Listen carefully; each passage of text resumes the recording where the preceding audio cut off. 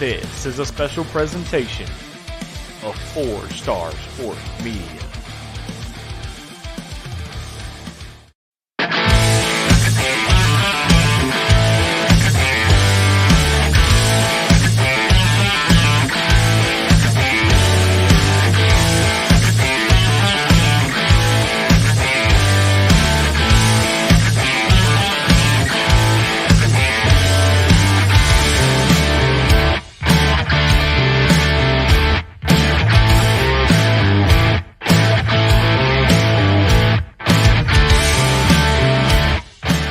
Welcome to the 4-Star Sports Media College Football Pick'em Show. Now, live from the BA Mask Studios, here's your host, from the Point, Wes Pruitt.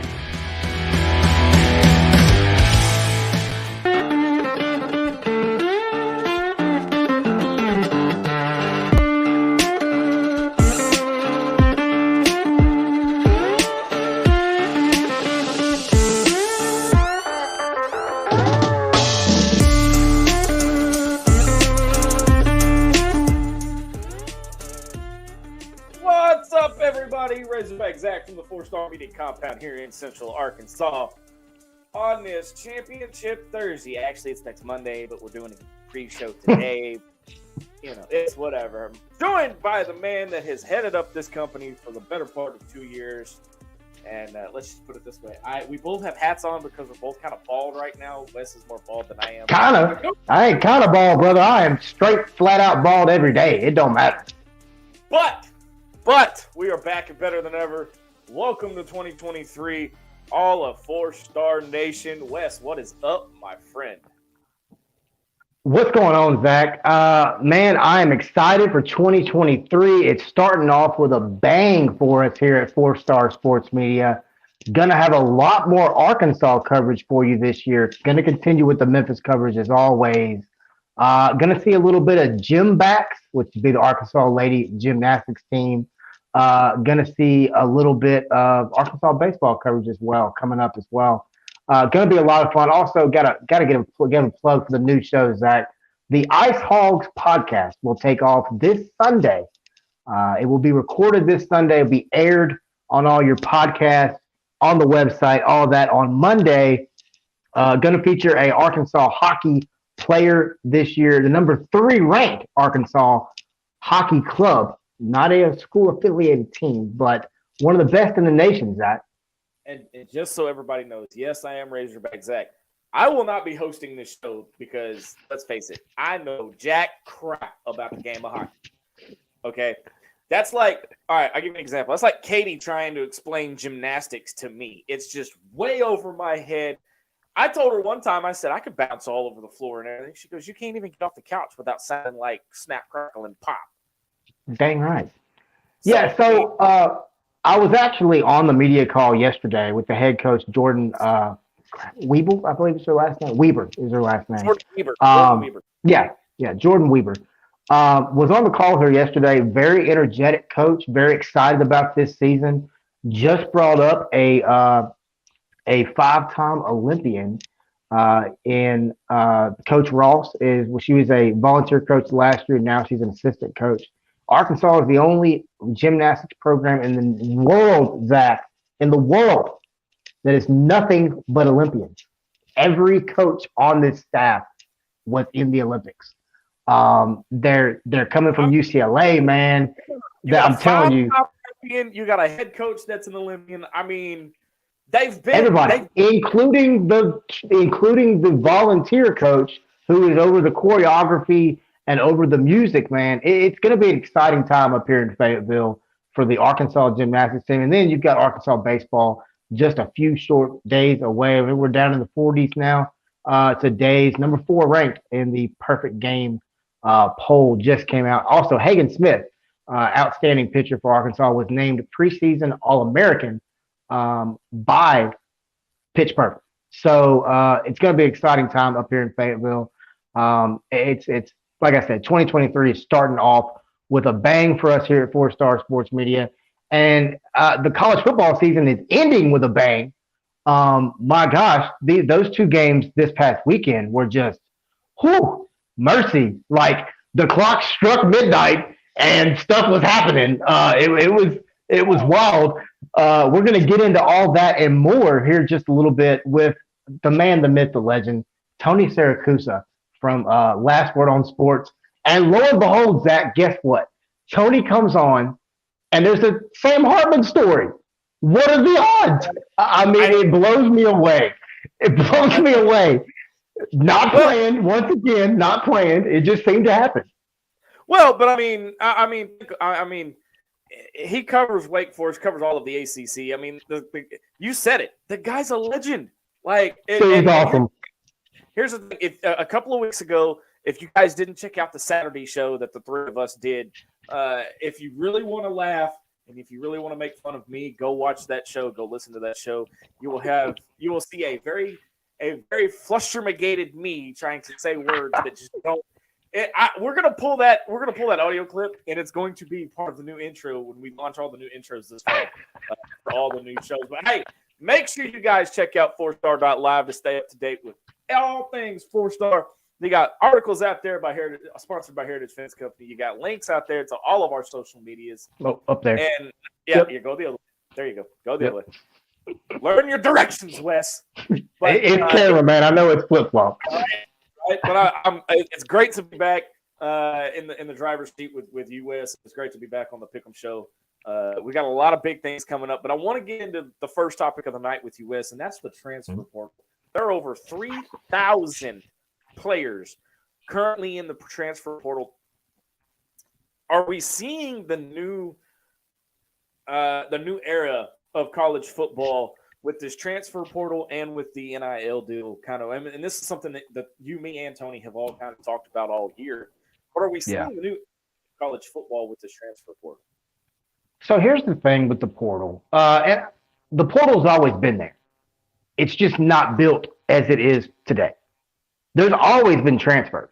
I mean, you know what I'm saying? But back in the day, you had to also sit out a year, whereas now you have immediate eligibility. The transfer portal and the NIL, to me, are two completely separate entities. So you have to look at them separately, even though in reality, they're kind of intertwined. Well, but Wes, let me ask you this, though. Let's take KJ Jefferson, quarterback for the University of Arkansas. And again, the Razorback fans that are watching are going to completely flip out when I bring this up. But I'm only using this. Here we go. This is just look. I want to say this. Clanger. Whoa. This is just hypothetical. This is just hypothetical. This is just we're using it as an example. So yeah, I got you. Okay. He comes to Arkansas. He signs an NIL deal with JB Hunt. Correct. He gets to keep all that money. Then all of a sudden he goes, I want to transfer to Ole Miss. He still gets to keep that NIL money. Here's the problem. Where they're intertwined is you've got kids out there making NFL type money, millions of dollars. Yeah. There needs to be a cap on the NIL deals that you can get. Number two, there needs to be a minimum that you have to be at that school where you sign that NIL deal. Now, I know people are going to be like, well, the school and the NIL deals are not tied together. Right. You know? Not supposed to be, right? Not supposed to be. You know, some kid out of South Carolina can sign with Walmart, an Arkansas-based company, okay? Yeah. All right, and I get that. But these kids that get to keep these millions of freaking dollars, and if I know anybody, if y'all want to throw, $10,000 my way, that'd be great. We will sign an NIL deal, trust me. Hey, you can put me in a new football game. I am not opposed. You can put me out there as a water boy. I don't care. Look, you can put me in as a crowd. I don't care. There needs to be more regulation with the NIL deal. I think there will be. I think eventually you're going to see these bigger companies, a la JB Hunt and others, that they're gonna look up and they're gonna go through their list of guys that they pay that's in the quote collective, and they're gonna look through and go, okay, this guy was getting $650,000. He's gone. This guy's getting $250,000. He left. This guy's getting. You're gonna look up and they're gonna go, no, we ain't doing this no more. You're gonna, and Tony can probably attest to this. And I believe Tony feels the same way. We can ask him. There's going to end up being contracts set up, like you were saying, Zach, but it's going to be more to the extent of, hey, you got to finish it out all the way through the bowl game. Like, yeah, but the problem is the NCAA comes in and says, okay, it can't be pay for play, and technically that would be pay for play because you're putting a play clause in the contract. But here's the issue: eventually, the NCAA has nothing to say about this because everybody's going to break away. Here's the thing. Here's what you're fixing to see. Okay, and this is again just my opinion. Right. Sorry, I'm dealing with sinus drainage. Arkansas weather is crazy. Yes, it went from -1 to 70 degrees in a week. So if you don't like the weather here in Arkansas, give it 5 minutes. It'll change. Dude, you ain't kidding. Here, yeah, right. You're up there in the Yeah. You ain't kidding me. Bro, I was sitting right here in this chair, right here, looking outside that window at blizzard. Never in my life. Never in my life. Here's what's fixing to happen as far as college football. All right. As soon as Texas and Oklahoma join the SEC, you're going to see the complete dissolvement of the legislative body known as the NCAA. And you're going to see, you're basically going to see college football turn into the NFL G League. I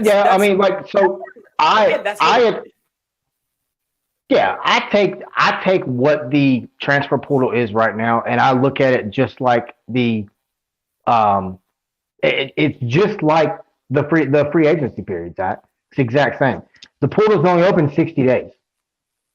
You only got 60 days. So when you look at guys like Sam Hartman, okay, he's going to Notre Dame. The rumor around the rumor mill is he's signing about a $500,000 NIL deal. Well, that's around fourth round of NFL money. Yeah. To me, exactly. To me, that's a downgrade. Why? When you can go to the NFL and you can make more money. And I was talking to Kate about this a couple of days ago, and she made a very good point about the transfer portal. She made a very good point, and my mind just went blank. The meds kicked in, and my mind just went blank.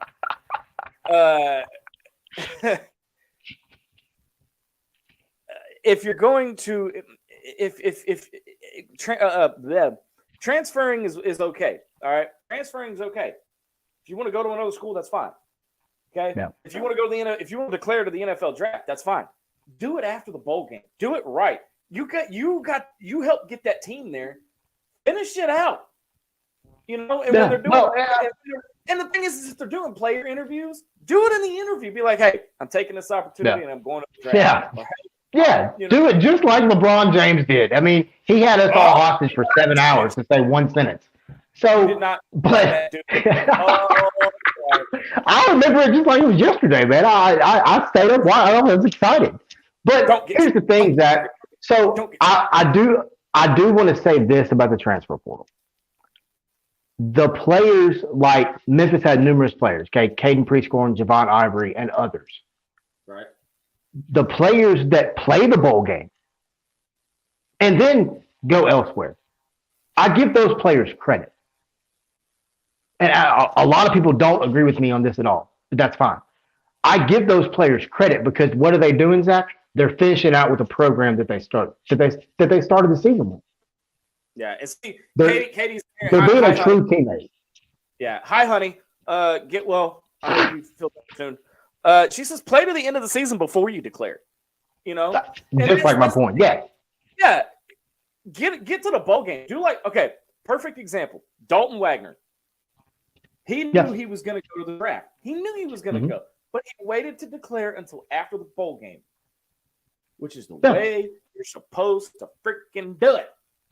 Yeah, I mean, like I just said, Caden Prescorn, Javon Ivory, and others from the University of Memphis, for example, they all decided to do that. I give them the utmost amount of respect for that. We've had both those guys on the show, on the Point Podcast. Be back Tuesday night for that next week. Quick plug.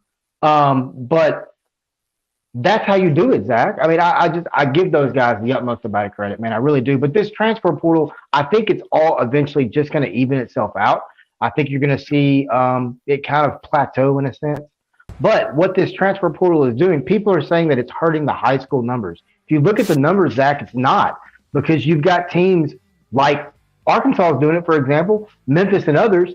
They're going to the high school ranks and they're getting that quote developmental kid that's a 3-star kid, and they're getting them and they're picking him up. Whereas other bigger name schools would go to the transfer portal to get that. So it's not hurting the high school ranks at all. Zach, you want to take a quick break right quick, man?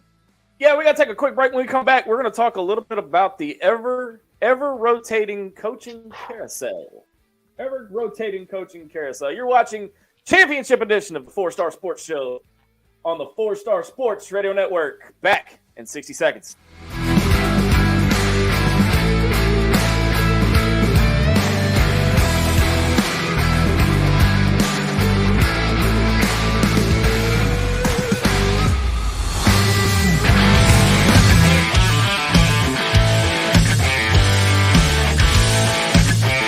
Hey fans, did you know that 4-Star Sports Media now has a YouTube channel? You can catch exclusive content covering all things Memphis Tigers and the Arkansas Razorbacks.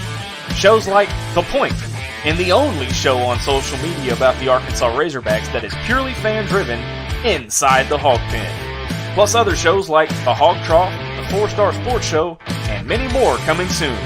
So check them out today.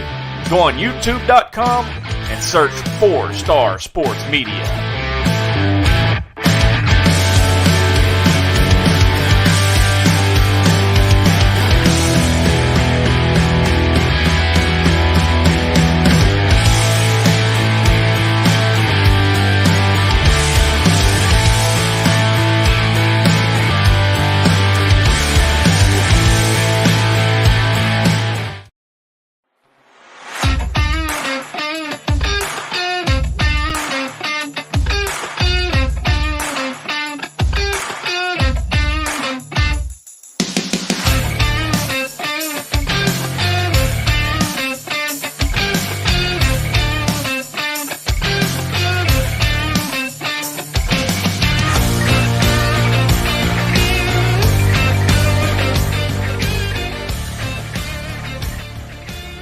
Welcome back, everybody, to Championship 4-Star Sports Show Edition.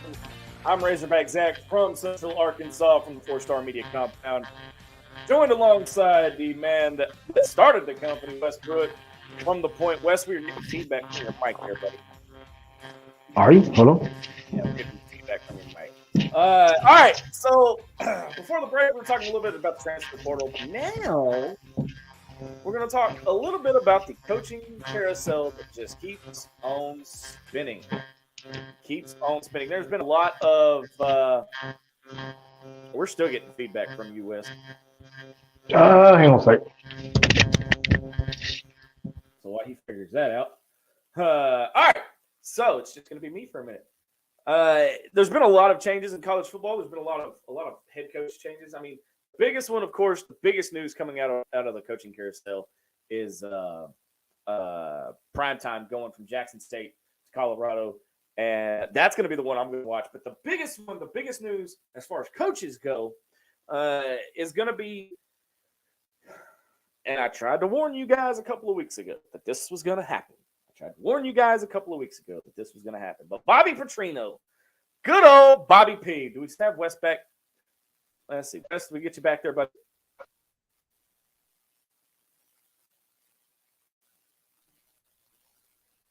Are you still muted, Wes? Yep, can you hear me now? There we go. There we go.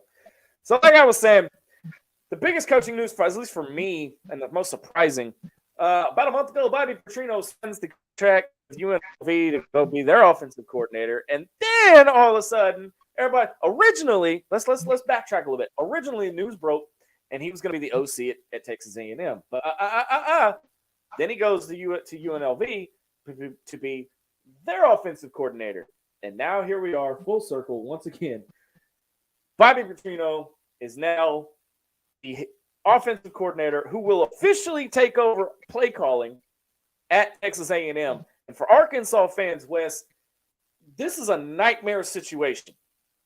Let me ask you this, man. Do you honestly believe that Jimbo Fisher is going to give up play calling?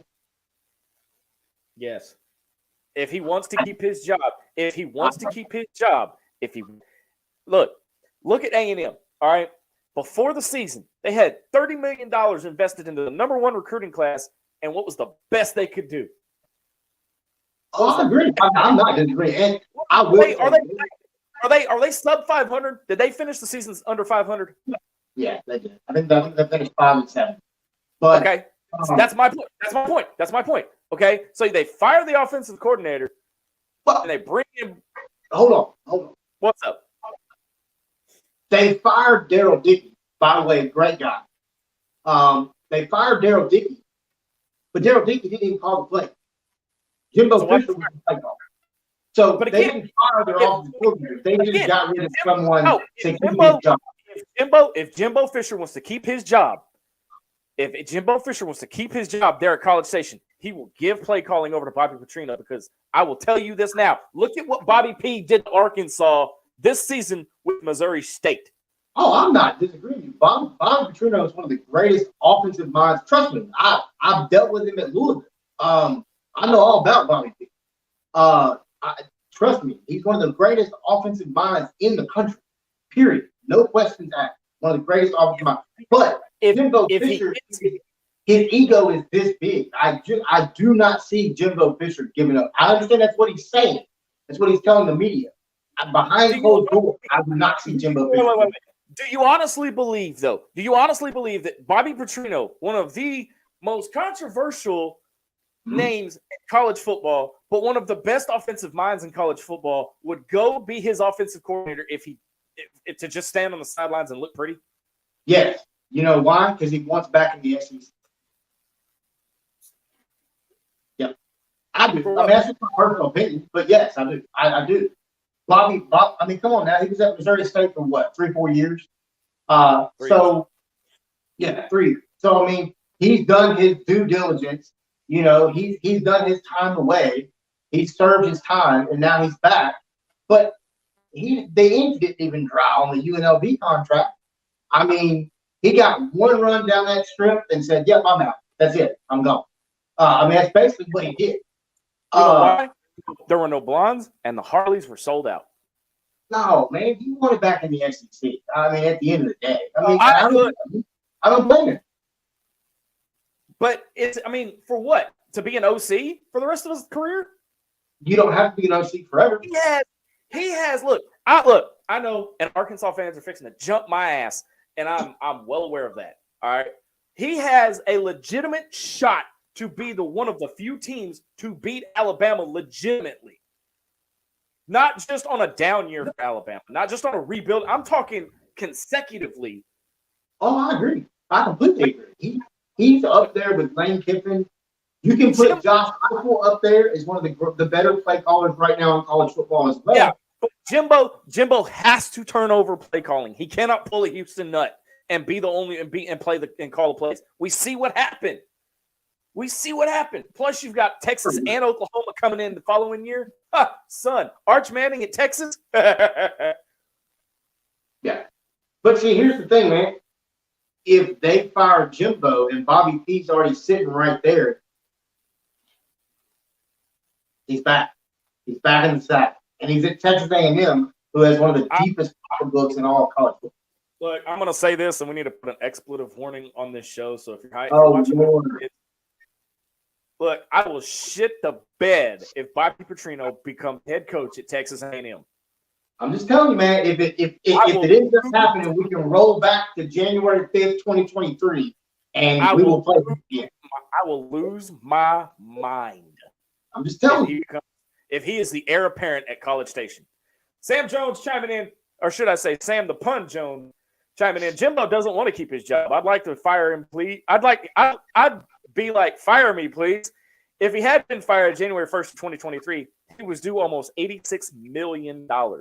Yeah, and that's why he still has his job. That's why. It's an insane buyout. Why sign? Okay, but why sign him to such a big buyout if he's a mediocre coach? Without a five-star, without a All-American quarterback, he's a 7-5 coach. He's still a 7-5 coach. He just spent $30 million on the number one recruiting class and couldn't do shit with it. Without Jameis Winston, he's a 7-5 coach. I'll put that. Okay, there you go. There you go. You can't sit there and tell me that Jimbo's this great coach at Texas A&M. He has got almost the same record Kevin Sumlin had.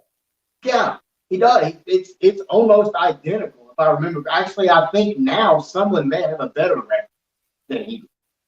I don't understand. I don't understand why everybody, especially in College Station, is like, "Oh, Jimbo's going to save A&M. Jimbo's going to save A&M." No, he's not. Well, it's because Wes just made the point. If Jimbo did not have Jameis Winston in Florida State in 13, he had never won that national title. Yeah, 13. Yeah, he had never won that national title. No. Ooh, it's getting hot in here. Sam Jones once again says termination buyout January 1, 2023, 85 Oh my God. Are you really going to read all the numbers? Look at Sam coming in with the numbers. That man came through with the quick. That man went and pulled his contract. I am not about to read all of that because let's face it. No. I mean, look, I'm not a fan of Jimbo, honestly. Just the personal opinion of the guy, I'm not a big fan of. I do give him props for calling Saban out. I think that took a little bit of cojones there because nobody's really done that. And I mean, he also knows that on a personal level. They coach together at LSU. But man, hey, we got Tony Siracusa coming on in about 5 minutes. That I know I'm trying to kill time. Some wild college football game from this last week. Although I don't want to start a Shannon Sharp Skip Bayless conversation here. Hey, yeah. Well, we also don't tweet out stupid stuff, so we don't have to worry about that. So, but one of the few things while we're waiting on Tony to jump in here, some of the surprising coaching moves, like I said while you were fixing your audio, primetime, Deion Sanders from Jackson State going to Colorado, that was a surprise. Hugh Freeze going from Liberty to back to Auburn. Not back to Auburn, but to Auburn. Yeah, to Auburn. Yeah, yeah. He was at Ole Miss. That was where he was at. Okay. You know, Zach Arnett. Let me ask you this: did you watch the end of the Mississippi State bowl game? I did not catch it live. I did see a replay. Yeah. That I saw it live. That was the wildest ending to a college football bowl game I have ever seen. Wilder than the Liberty Bowl? Don't get me started on that. I'm not trying to get anybody started. I'm just saying the Liberty Bowl. I tell you what. The Liberty Bowl was the best bowl game. One of the best bowl games I saw this bowl. I tell you what. Tune in Wednesday night about 8:30, and you'll hear my thoughts on the Liberty Bowl. Oh God! Because I will say no. I was there, Wes. I was there. Oh, I know. And I will tell you, it was. Don't let your kids listen. It was don't let your kids listen. But I will tell you this: it was the worst officiated bowl game I have ever seen. There was some very, very questionable calls. It was the worst officiated bowl game I have ever seen. Yeah, it was up. I agree. It was up. But as far as an ending goes, let me say this real quick. At the same time, you give up 32 unanswered points. You're not helping your cause. Well, putting up 0 points in the second half, 0 total points in the second half, doesn't help at all either. Right. There's no reason.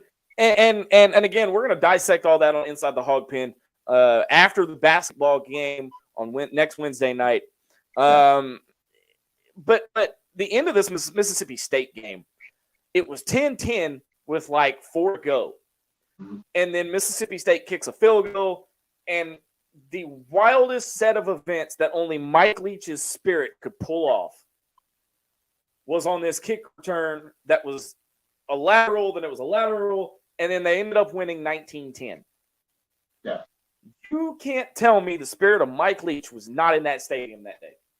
Oh, I mean, and then what are the odds of playing Tampa? There's a pirate ship inside the state. I mean, honestly, I thought all that was just really fitting. The logos on the helmet I thought were beautiful. I think they need to wear those. I think they need to wear those once a season. Honestly, I agree, and I think they ought to do it during the Egg Bowl. But that's just me. Yeah. Here's the thing: Zach Arnett's going to become a dangerous head coach if he stays at Mississippi State in the next couple of years. I don't think Zach Arnett. He's loved because here's the thing. Here's the thing. Look at what he did in one game on short notice. Look at what he did in one game. Yeah. Okay. Those kids came out, and I can call them kids because in 2 weeks I'm 36 freaking years old. Nobody say a word. Katie's already giving me crap for it. She's already pointing out the grays in my head, man. Come on. Look, when I go to work and I'm debating buying a thing of freaking Just for Men because she's pointing out so many damn gray hairs, I'm in trouble. So are we seriously talking about gray hairs on a sports podcast right now? Hey, you got me running the first half of the show, all right? What did you expect? We're gonna come over here and be like, what the hell are these guys talking about? We've got him actually waiting in the green room. We're going to take a quick break. When we come back, the man, the myth, the legend, Tony Siracusa joins us, and we're going to break down the playoffs and the championship game. You're listening to Championship Thursday, 4-Star Sports Show on the 4-Star Sports Radio Network. Back in 60 seconds.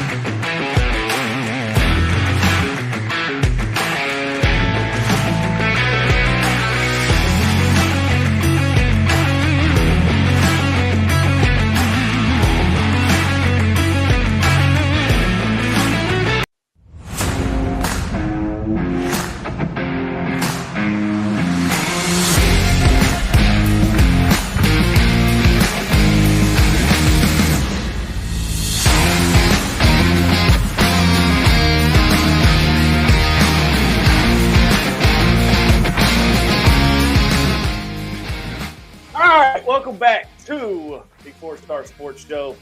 Razorback Zach holding it down in Central Arkansas. My man Westbrook hanging out in the NWA.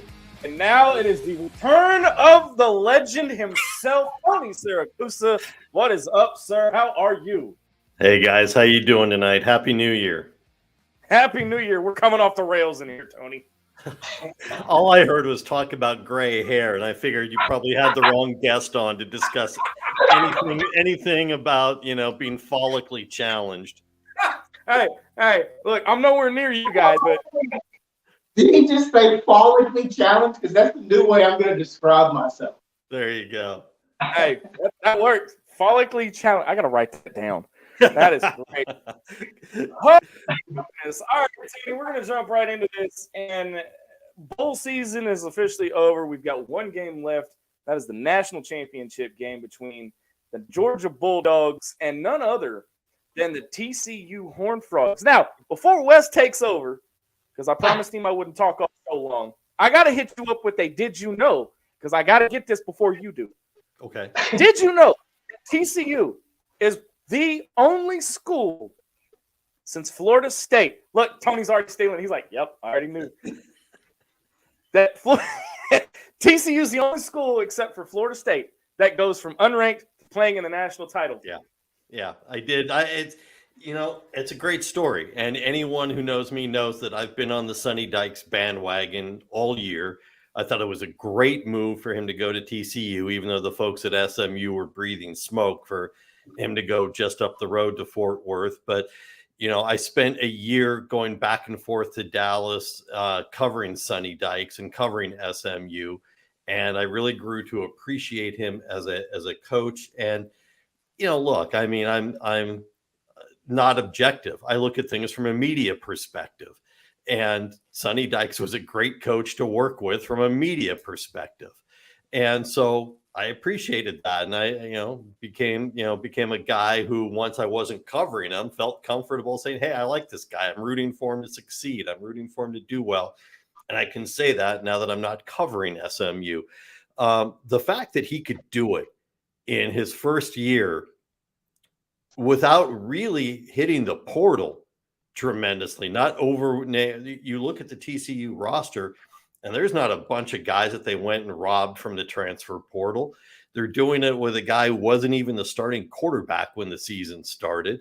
He's in his 20th year, so it seems, of playing college football.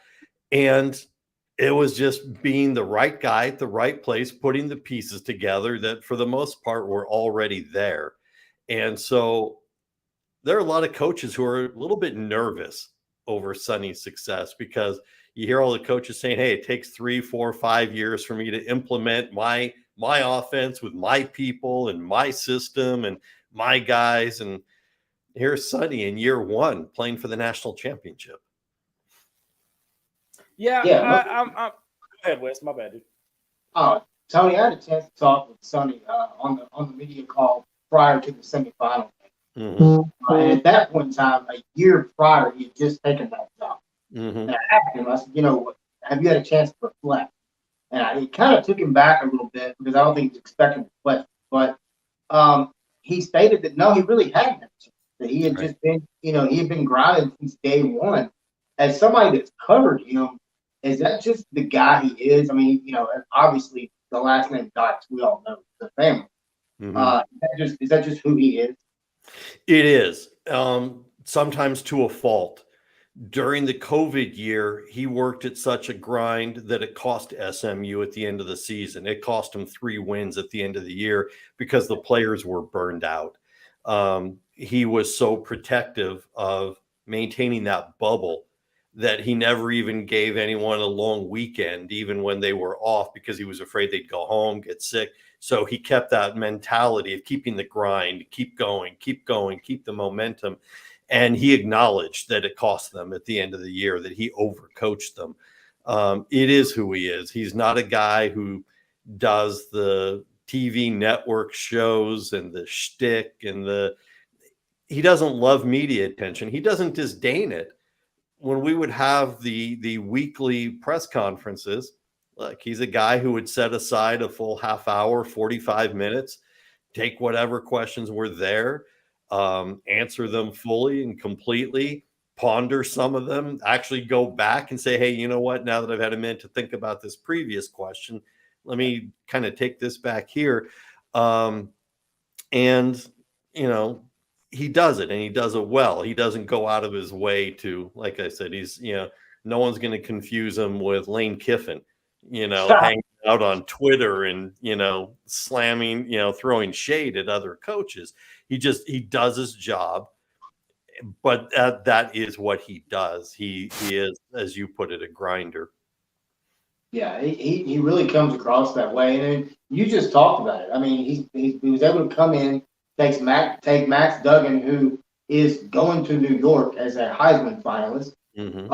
Also will be in Mobile. I'm very excited about that for the Super Bowl as well. And has scoring at a prolific pace on everyone, including Michigan, a team that I honestly thought TCU had a chance to win. I didn't think they would score on Michigan like they did. Just kind of recapping the 2 semifinal games, which I think were 2 of the best semifinals I've ever watched. Yeah.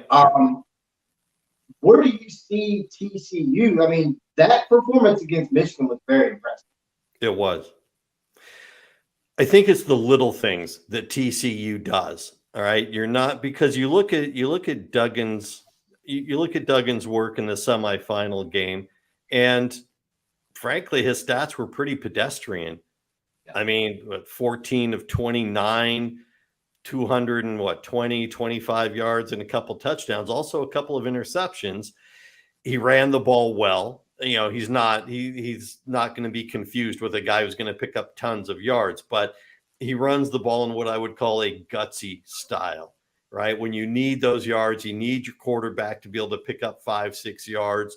He's not going to slide early. He's going to put his head down and dive forward because he knows where the yard markers are. So he runs a smart game and a smart offense. But when you look at TCU, and they put up a lot of points, but it's because, again, it's the impact, it's the effectiveness of the little things they do. They were 8 of 16 on third down conversions in that game against Michigan. Their defense held Michigan to 3 of 13. Their defense and Jim Harbaugh's play calling held Michigan to 3 of 13. Play calling. They were 5 of 5 in the red zone. This is who TCU is. They're not the blaze of glory. They put up a lot of points, but it's because they do the fundamental things well. They don't have the superstar 5-star wideout, who was the ultimate recruit coming out of high school and is a top 10 draft pick for the NFL. That's not who this is. They just do their jobs really well, and it's those little margins. Like I said, it's their defense putting pressure on the quarterback. The 4 sacks that they had against Michigan, for probably almost 40 yards worth of. It's those kinds of things that they do well that makes the difference when you're looking at a margin of victory of 5, 6, 7 points. Those little things are what make the difference. Go ahead, Zach. Yeah, it's kind of impressive at how TCU went from unranked to where they are playing for a national title. Do I think that they have a chance against Georgia? I think this is probably the best chance to beat Georgia that Georgia's had in 2 years. Right. If anybody can do it, this is the team. Now, Nathan Wilson on the Heritage Fence Company Live Fan Feedback says, Michigan has lost 7 straight bowl games. Yeah. Ouch. I don't feel as bad as an Arkansas fan now. I can give my brother hell now for that. Sure. He's a big Michigan fan. But I wanted to touch on this one too because Sam the Pun Jones, one of our analysts, he says Sonny Dykes hired from SMU takes TCU to places program has never been. Arkansas hired coach from SMU takes program to places it's never been. Yeah. So Tony, I want to ask when you match up Georgia's offense with the TCU defense. Sure. What are you looking at, and where are the strengths and weaknesses on both sides of the football? I think again, if you look at the little things that each team does well, look, Georgia's defense is phenomenal, and they're going to be putting pressure on Max Duggan all night. They're going to send blitzes from all over the place. The one thing Duggan has not done that when we've watched him all season is panic. And so I think that helps TCU. He's been very poised in the pocket. They're not all positive plays. He's not the second coming of Joe Montana or anyone else, but they've been good and they're efficient. And he doesn't put the team behind the sticks by large margins. He's not losing 7-8 yards on a sack, that kind of stuff. So I think he's going to be able to withstand the pressure more than a lot of other quarterbacks do. I think the other thing is you look at the other semifinal, which of course was also a very exciting game. I mean, we were one wobbly kick away from it being Ohio State instead. Is Georgia was not good on third downs in that game. They were 2 of 10 in third down conversions against Ohio State. Georgia is going to have to produce better. This is a spot where the pressure is going to be on Georgia to produce better than they did in the previous game in order to keep, because TCU is going to put up points, even though this is Georgia's vaunted defense. If Ohio State can put up 41 against them, so can TCU, and maybe even a little bit more. So Georgia is going to have to be more productive in the red zone, on third downs, the fourth downs. They were 1 for 1, but I think I would expect Kirby Smart to go for a few more if they're put in that position. If it's on the margins of going for it or punting, I'm going to expect him to go for it. So they're going to have to play. They're actually going to have to play better than they did against Ohio State in order to beat TCU. That's funny. That's not going to be easy because just to be honest, Ohio State gave them all they want. Yeah, absolutely. It really did. When you look at the Georgia offense, of course, you've got Brock Bowers, stellar tight end, one of my favorite players in the nation. Sure. How does this team? Of course, the question going into Ohio State was how are they going to stretch that defense? Did you really see them really stretch that defense or no? Not so much. And you bring up Brock Bowers, if you remember, seems like so long ago. The games were almost a week ago. It's like, wow, so far in the rearview mirror, right? They didn't really use Bowers very much early on. They didn't go to Bowers until the fourth quarter. Yeah. I expect that to change this game. I expect them to use Bowers more because he's a tough matchup for TCU athletically. He is the most gifted tight end in the country.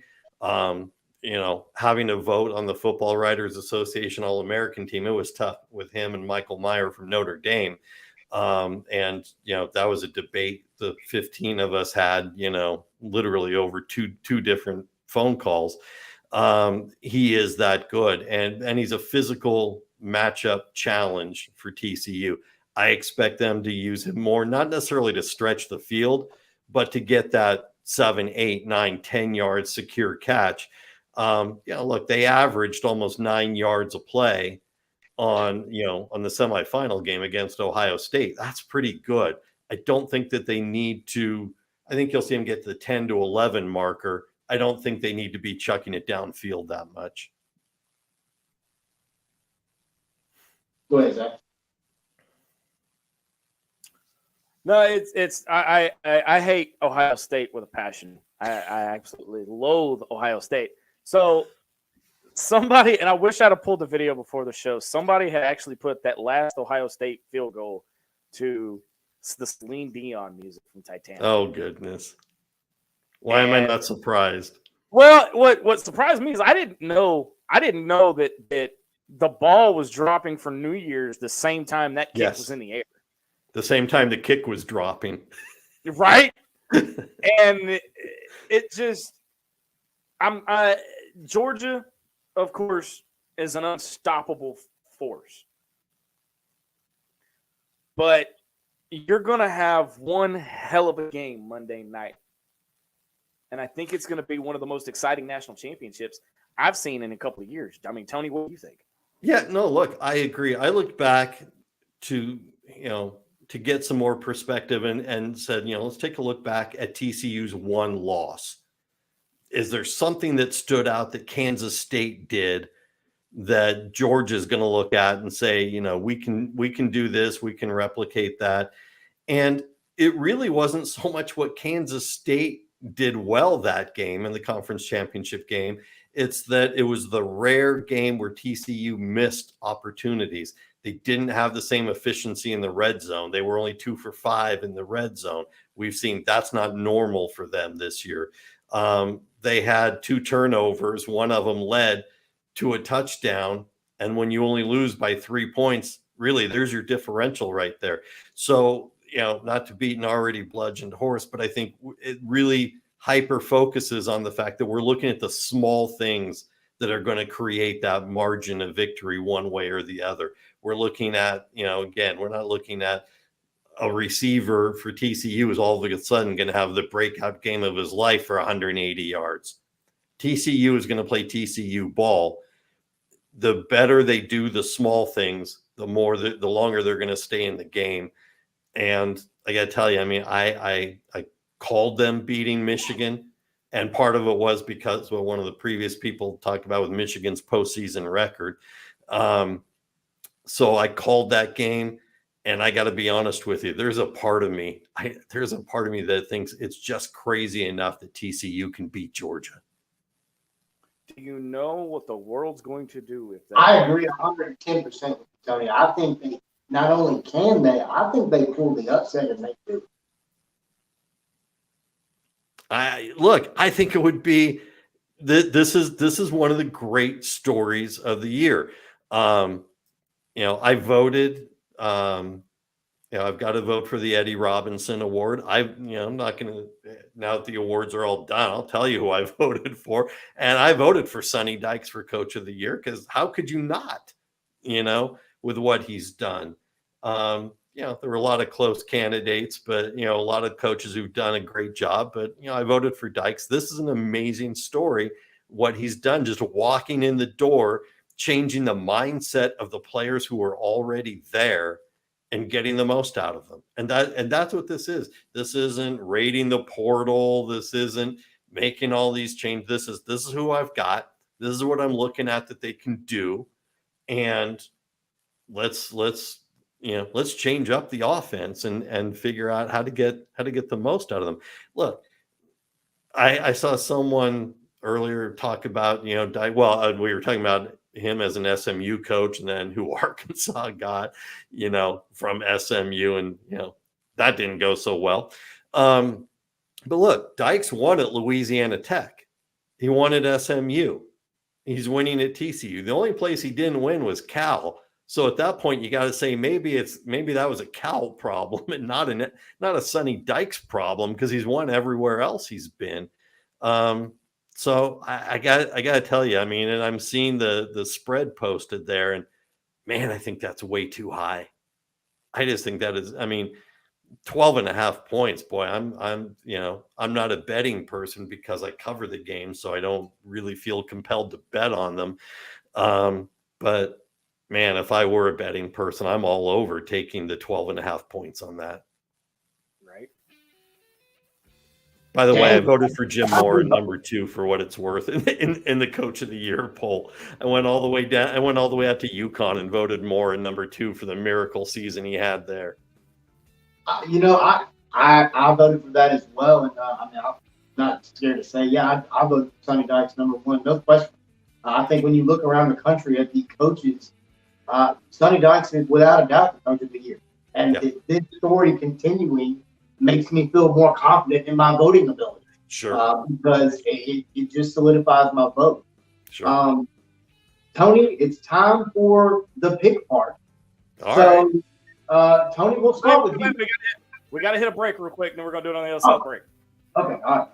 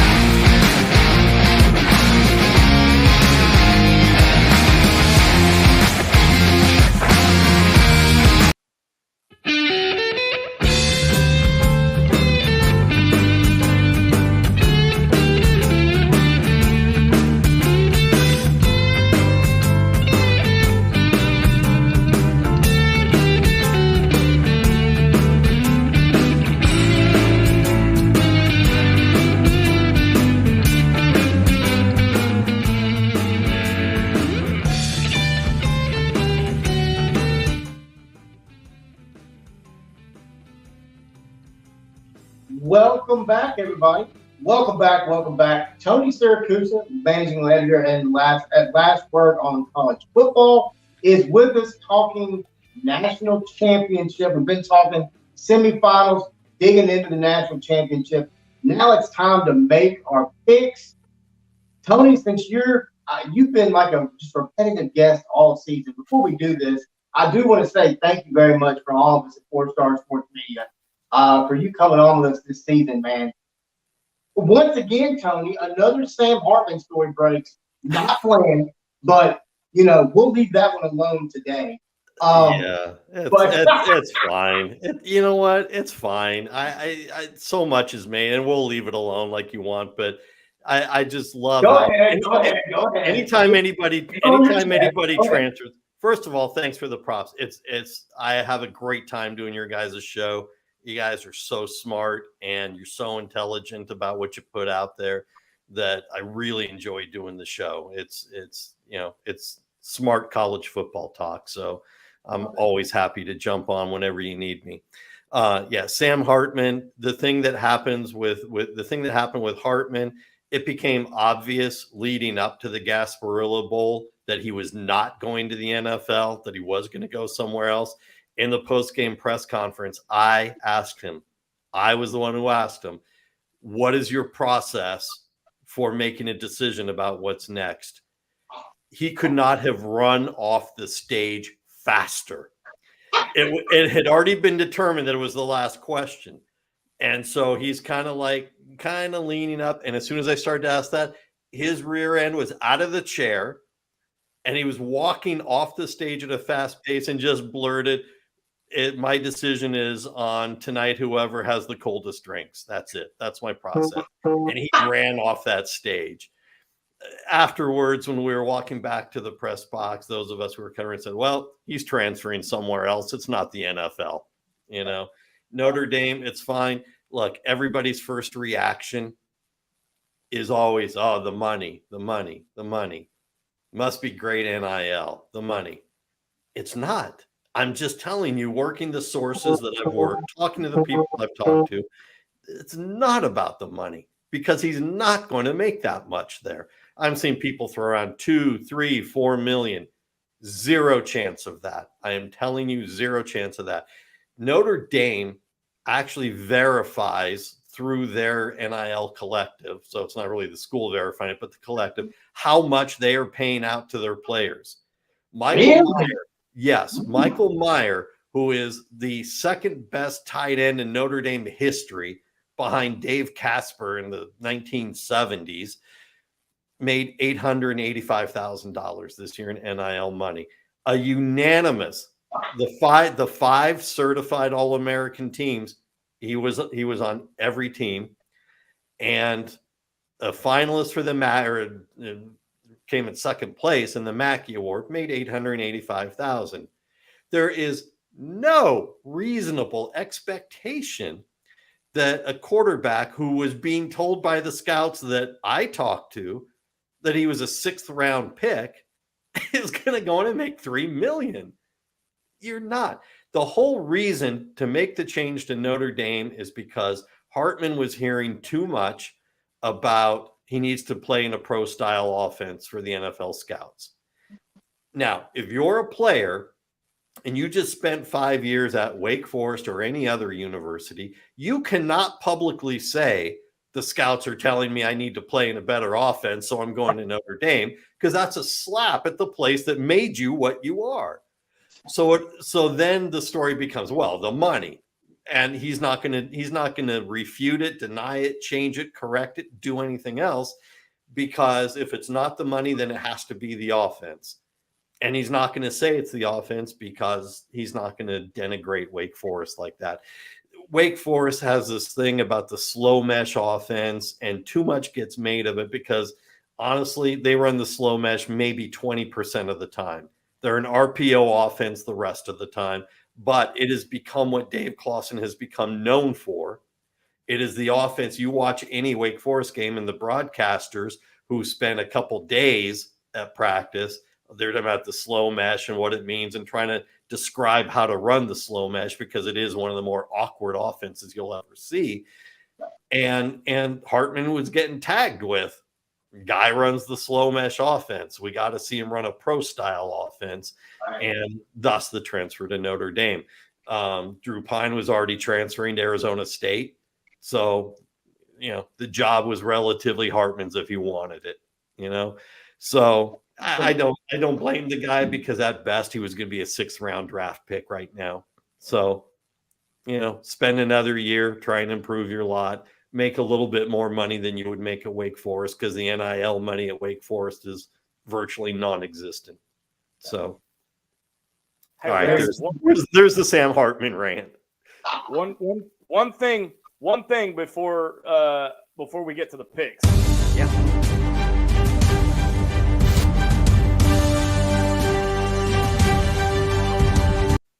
Tony, I'm telling you, man, they love this with these sound effects and this music. Are we breaking news on CNN or something? Like, what's going on? So that's the wrong sound clip, but we're gonna roll with it anyway. Okay.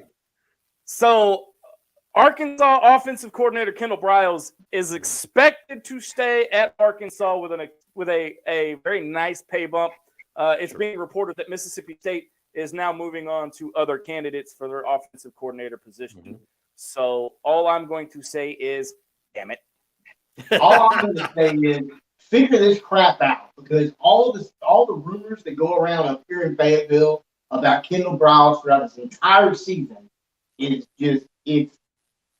well, you're up there on the show. You're closer than all of us. Why don't you figure it out? I'm in the middle of it. Crap. It is rampant up here, buddy. There is some wild, unrealistic fans in Fayetteville, Arkansas. Well, and if we're gonna run with the rumor mill, while you guys were on the air and before I joined you, I saw the rumor, unconfirmed, but enough backup from enough media that Pete Golding is leaving Nick Saban's staff to go to Ole Miss. Whoa! So, what? Sorry, I hit a couple high there. It's on 4 different media sources, and just so you know, my vetting process is if they're all quoting somebody else, if news source A reports it, and then 3 other people come along and say, according to news source A, well, that's not good enough. That's just one outlet because they're all quoting the same. This is 4 different ones with their own sourcing that I read saying Pete Golding is leaving Saban's staff, and that it's relatively mutual. Saban wants to make some changes on his staff, and he needs to. He should. Well, listening to there's a guy named Paul Feinbaum. The guys on his show, they hate. They can't stand the whole staff. Yeah. Right. I get that. We can actually move on to the pick. All right. Well, you had to break news, Mr. freaking Anderson Cooper.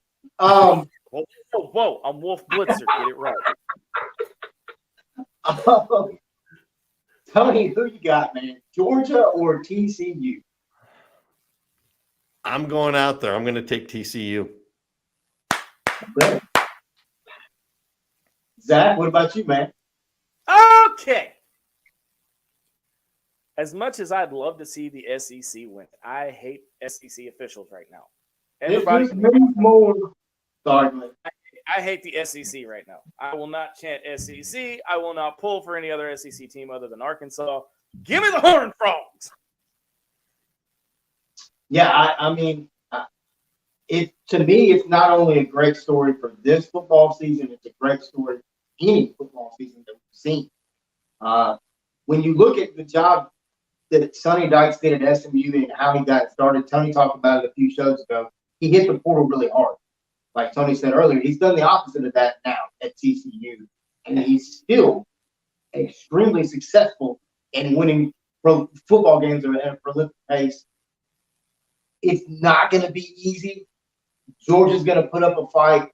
I love Kirby Smart. I'm a big fan of Kirby Smart and what he's doing at Georgia. But this, to me, just has that, the 85 hockey team kind of feel to it. Just like there's something that's just meant to happen, and it's TCU winning national championship. Well, but Wes, for me, I mean, Georgia's won it. Bama's won it. Ohio State, I think, has won it. Clemson's won it.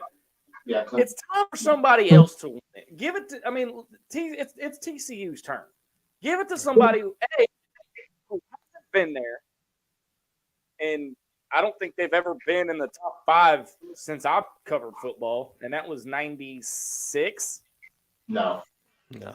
Back when they had the Damian Thomason, they were in the top 25. I can remember, but I don't think they were ever They've been in that. the top 25, but they've never played. They've never sniffed or never came close to winning a national title. They have that opportunity now.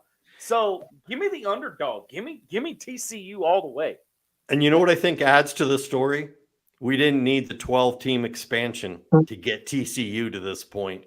They got there on their own. Thank you. That is something that no one has talked about, and thank you for saying. They did it on their own. They earned it. As we wrap up here, gentlemen, give me your final thoughts. Tony, sir, as always, we will start with you. We want final thoughts on the game? Just final thoughts on like the college football season. Oh, all right. And it doesn't even have to revolve around college football, but don't steal my thunder. All right. Well, look, since we're doing the college football show, I'm gonna say that the transfer portal this year with the changes, because it had the definitive window, is turning out exactly like most of us thought it would. People panicked at the beginning because there were hundreds of players jumping in.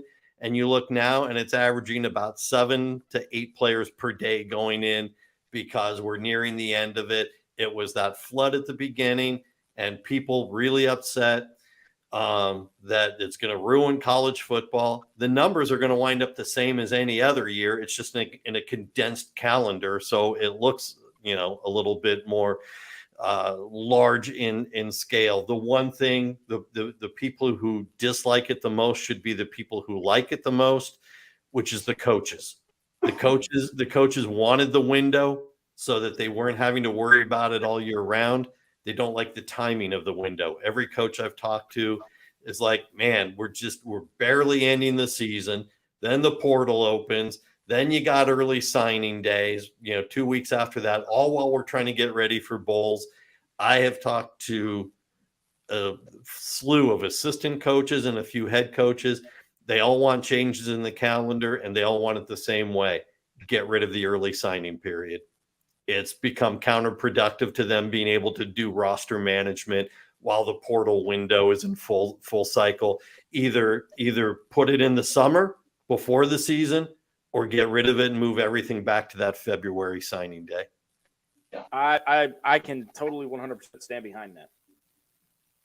Yeah. Les, what about you, buddy?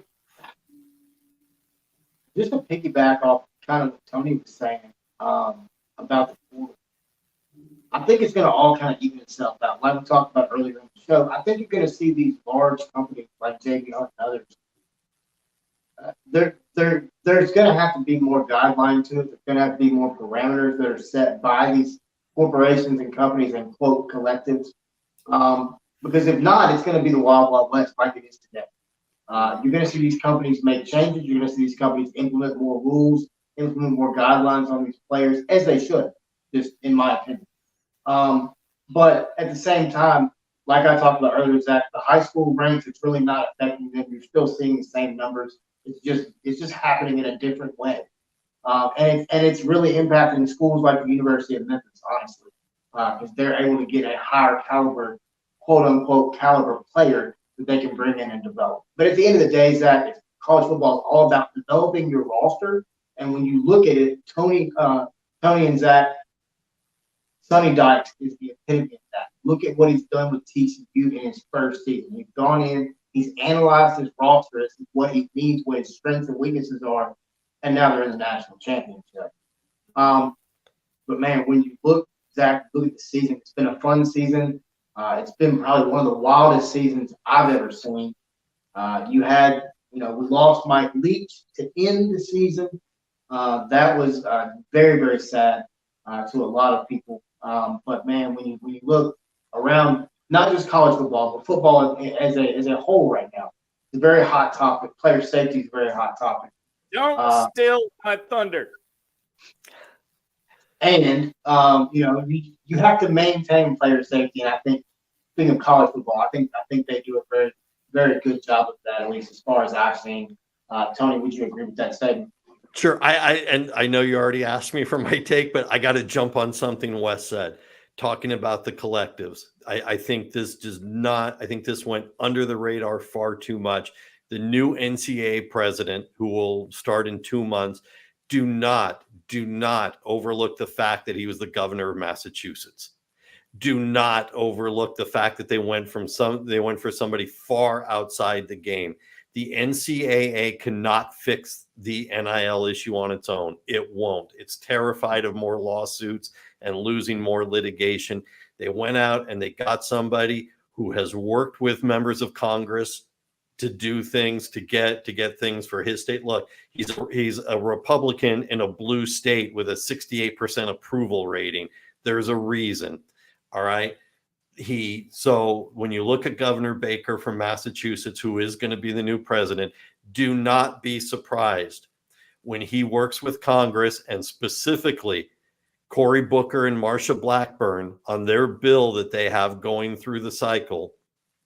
That is, I think it's called the NCAA Accountability Bill. And it's going to hold the NCAA to certain parameters and structures and not let it operate on its own. And in exchange for, and the new NCAA president is going to agree to it. He's going to say, he's not going to fight it. He's going to say, all right, we'll live with it. In exchange, we want certain antitrust protections that we don't currently have, that other sports have, Major League Baseball, the NFL, whatever. We want antitrust protections so then they can implement NIL guidelines across the country, not have it be state by state, school by school, everybody making it up. You're not going to be able to put the genie back in the bottle completely, but you're going to have new guardrails for some of it, even at the detriment of the collective, so that it goes back to being what it was supposed to be, which is sponsor, player, deliverables, payment, which is what this was supposed to be from the beginning. So keep an eye during the off season. Keep an eye on Governor Baker as he takes over the NCAA. There's going to be a lot of quiet movement. Yeah. I guess it's my turn, right? Okay. Monday night, we saw one of the worst instances, and we saw the human side of football, sport of football as a whole. Not going to run down, not going to go into detail. But it goes to show it doesn't need to take an incident like this to bring people together. It does not need to take an incident like this to bring people together. We live in a world right now where everything is dividing us. Everything is dividing us. And it doesn't need to take a player being severely injured like Monday night to bring us all together. Football is supposed to be a time when we all get together, we crap talk. I mean, Wes and I crap talk about Arkansas and Memphis all the time. All right. They haven't played each other. We crap talk Memphis and Arkansas all the time. That's what it's supposed to be about. At the end of the day, I will strap my boots on and work side by side with Wes any given day. He calls me up and says, hey, I need you on this show. All right, let's go. Let's ride. All the blame, everything outside, it was a freak accident. And I hate to see people pointing fingers at the receiver. And again, for protection of the players and everything. And I know it's public knowledge already, but still, pointing fingers at the receiver, pointing fingers at certain health issues. It was a freak accident. It's a 1 in a million hit. He's recovering. Thankfully, he's doing a lot better. But guys, it does not need to take an incident to bring everybody together like this. I mean, we need to come together on a Saturday, on a Monday, on a Thursday, on a Sunday, and just enjoy each other, because you never know how much time you got left on this planet. And I'll get off my soapbox. Wes, you got anything else before we get out of here? No, man, that's it. Zach, once again, man, thanks for jumping on as always. Tony Siracusa, the man, the myth, the legend. I know you're going to say you're not, but in all right. I'm not. Wes, one more thing. I had a Christmas wish and a New Year's resolution. I want to be like Tony when I grow up.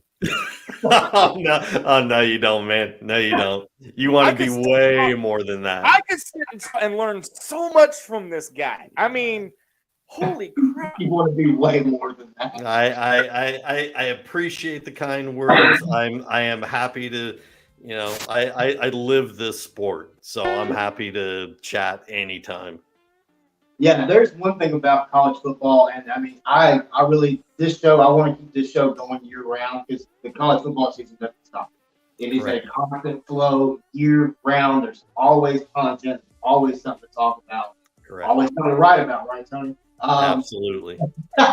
There's always something going on in college sports, man. But it's been a fun college football season. This will be the last college football show. Next week, we'll probably be jumping over into basketball. But TCU and Georgia closing it out this Monday night in what I think is going to be a knockdown, drag-out, 12-round fight for the title. But for Tony Siracusa and Zach Kerr, I went through it. And for all of us at 4 Star Sports Media, Happy New Year, and we'll be back.